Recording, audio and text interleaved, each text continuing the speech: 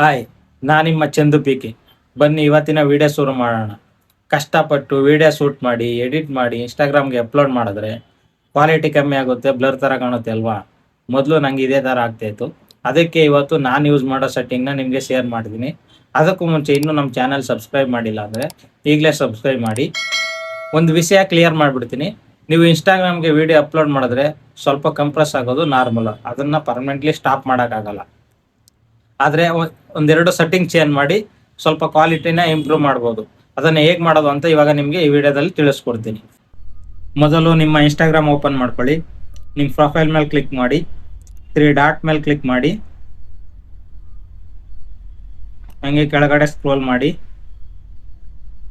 Data using on media quality click ಮಾಡಿ. ಇದರಲ್ಲಿ upload highest ಕ್ವಾಲಿಟಿನಲ್ಲಿ on ಮಾಡ್ಕೊಳ್ಳಿ.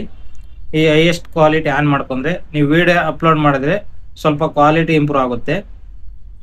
ನಿಮ್ಮದು ಎಡಿಟ್ ಎಲ್ಲ ಕಂಪ್ಲೀಟ್ ಆದಮೇಲೆ ಎಕ್ಸ್ಪೋರ್ಟ್ ಸೆಟ್ಟಿಂಗ್ನ 1920ಗೆ ಇಟ್ಕೊಳ್ಳಿ ಮತ್ತು ಫ್ರೇಮ್ ರೇಟ್ನ 30 FPS ಇಟ್ಕೊಳ್ಳಿ.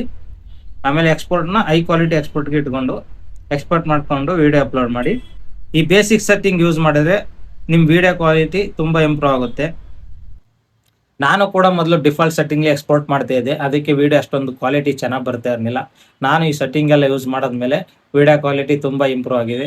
ಅದಕ್ಕೆ ನಿಮಗೂ ರೆಕಮೆಂಡ್ ಮಾಡ್ತಾ ಇದ್ದೀನಿ. ನೀವು ಕೂಡ ಟ್ರೈ ಮಾಡಿ, ಹೇಗಿತ್ತು ಅಂತ ಕಮೆಂಟಲ್ಲಿ ತಿಳಿಸಿ.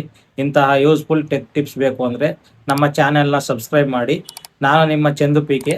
ಸಿಗೋಣ ಮುಂದಿನ ವಿಡಿಯೋದಲ್ಲಿ. Thanks for watching.